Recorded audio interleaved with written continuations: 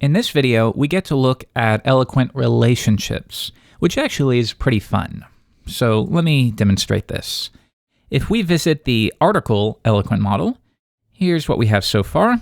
Our fillable fields, any dates that should be treated as carbon instances.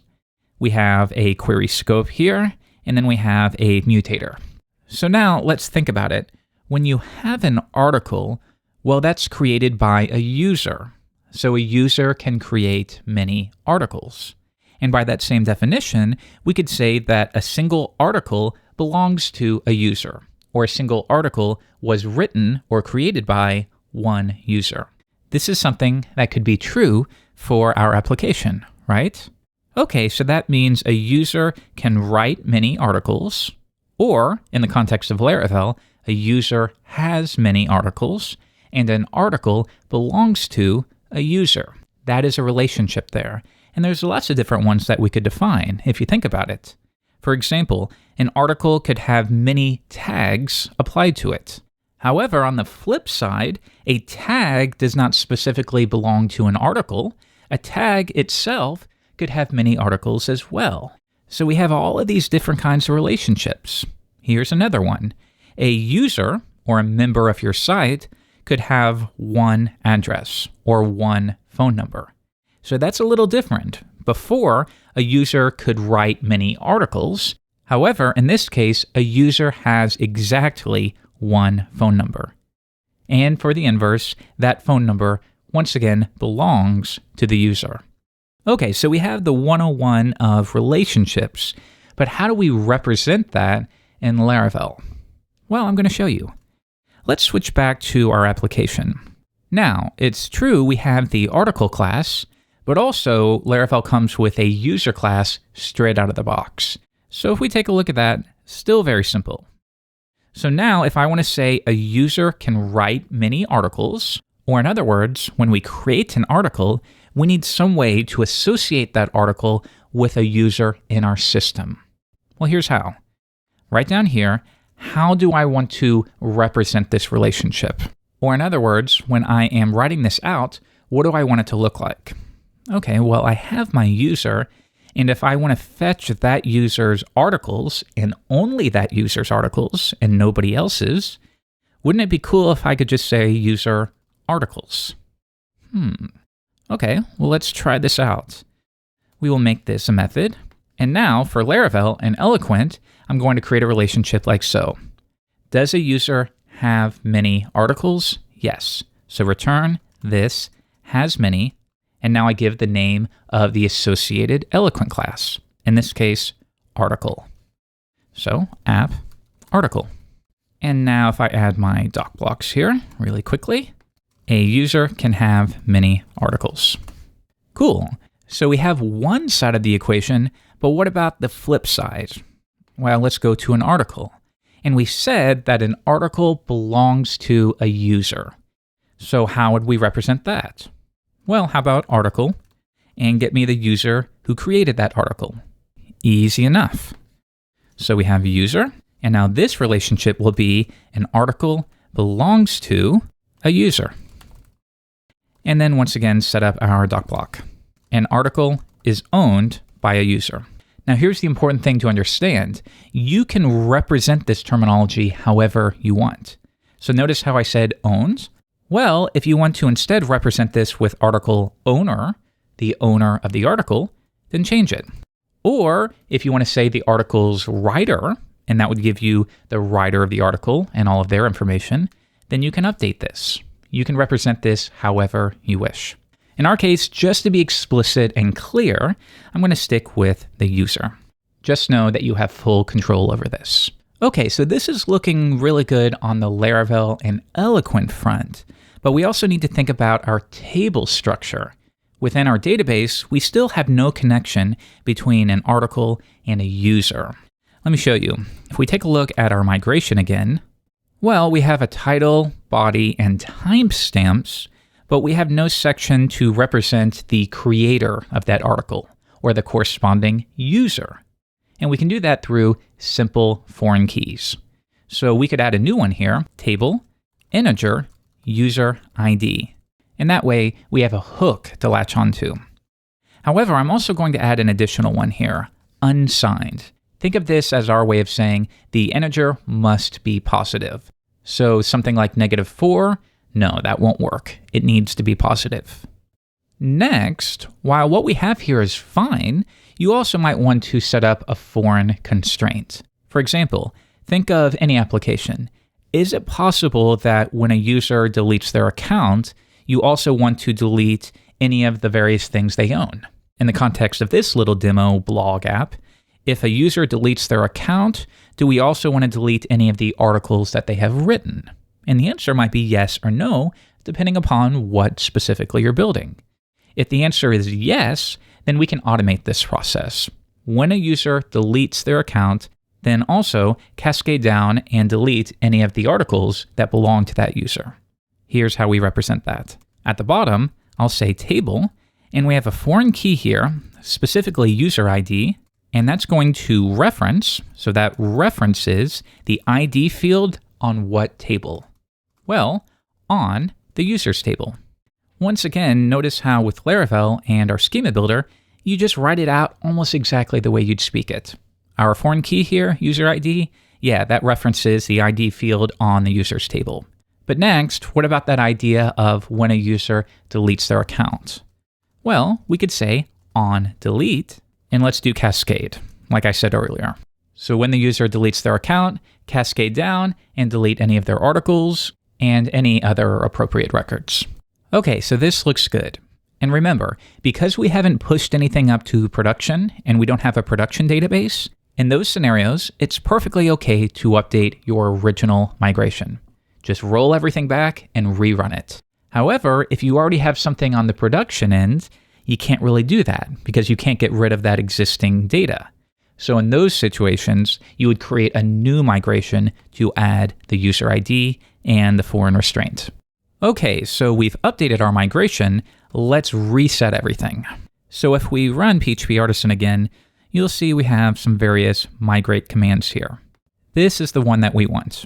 We will begin by rolling back all database migrations, and then we will rerun them. Okay?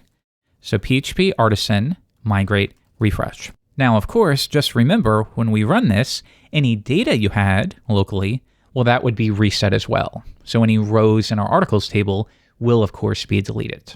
That's expected behavior. Okay, so we rolled our migrations back and we reran them. Good deal.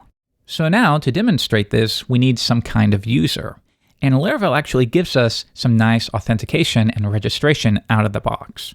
But I want to dedicate a full video to that. So in this lesson, let's quickly spike out a user. We will use PHP Artisan Tinker to do that. User equals new app user. And if I switch back to our editor, here is our migration for the users table. We need to give it a username, an email, and a password. User, the username will be John Doe. And the user's email address will be john@example.com. And finally, the user's password will be password. However, we always want to hash our passwords. And this is basic database security. When a user gives you their password, you never, ever, ever, ever want to store it in clear text. You always want to hash it. So of course, Laravel provides some nice facilities to do this, like this, hash make. Or alternatively, in Laravel 5, we have a little helper function called bcrypt, and this will do literally the exact same thing. It's just a wrapper around hash make. Okay, so let's run that. And notice it generates this long hash for us. This is fine for entering into the table. And then finally, that should be good, so let's save it. And we have our user. So if we get the first user from the database, and we cast that to an array, we should get that one, and we do. Okay, good. So we have a dummy user here. How would we now create an article and associate it with that user? Well, let me show you. And we will be brief here. So from our articles controller, right up here, this is where we would store a new article. So practically speaking, in real life, you would have an authentication system. So then you would just say, set the user ID equal to the authenticated user. And you could represent that like so. This refers to the person who is currently signed in. However, like I said, we haven't yet set this up. In fact, we're going to do it in the very next lesson. So for now, we're going to fake it with the understanding that we'll fix it or adjust it, really, in the next lesson. Okay, so let's visit our form for an article, and temporarily, and I'll say temporary, we're going to add a hidden input that has the ID of the user that we want to associate this with. We can do that by saying form hidden. We want a hidden input for the user ID, and we'll set that to 1 because we only have one user. So the ID of 1 is what we want here. And that should do it at least for our first pass. But always think about potential security issues.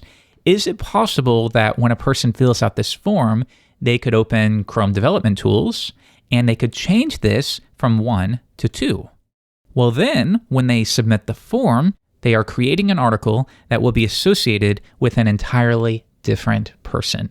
These are the sorts of things that you need to think about, which is why I'm specifically making this temporary. We don't really want this in a real application. But until we set up our membership system, this will do. Okay, so why don't we switch over to article, and we will make this mass assignable. Once again, temporary. And let's try this out in the browser. So if we visit Chrome, let's do a new article here, the body, publish on today. And if we add that, everything looks good.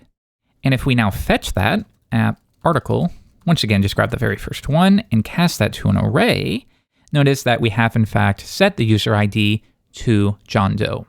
So now we can check out our relationships. And to do that, we can stay within Tinker for the time being. So let's grab our first user, app user first. Okay, so we have John Doe. Now I want to say, give me all articles that John Doe has created. User, articles, and once again, cast that to an array to make it easy to consume. And there you go. As easy as that, we call user articles, and we receive a collection of all articles that have a user ID of 1. Now, I want to be sure that I drill this in. So if we go back to user, this is available because of this method here. And if you're wondering, well, this is a method, so why didn't we say user articles? And this is a little confusing, I admit. If we run that though, you'll see that what you get in return is a has many object. And this allows us to continue chaining. For example, the easiest way for me to demonstrate this is just to show you both results. So when we did user articles, well, that returned to us a collection. But when we do user articles as a method, well, to get the same result, you would have to then call get. Very similar to what we did within our controller. Same idea. So if we do that, this would be equivalent. Okay? But when you use it as a method, if you need to add some additional constraints, then you can do that. User articles where the title is equal to new article. Of course, this is just going to return the exact same record, but for a big result set, of course that wouldn't. Then get that. Because we call it as a method, now we get a collection. And once again, we can cast it to an array to review.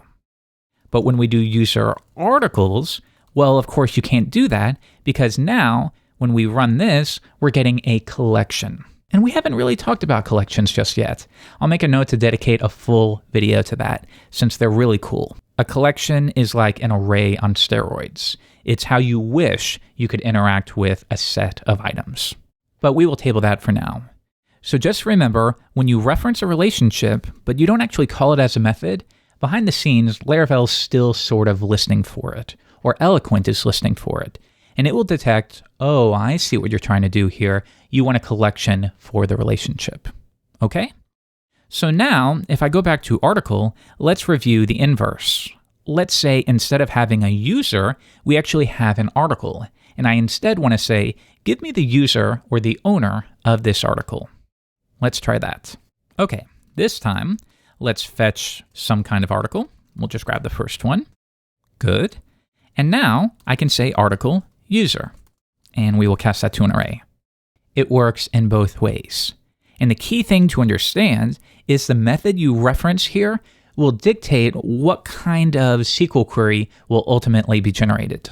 When we say an article belongs to a user, well, what we are really saying is that the articles table needs to have some kind of user ID column, and that will be our hook, because we have a belongs to relationship.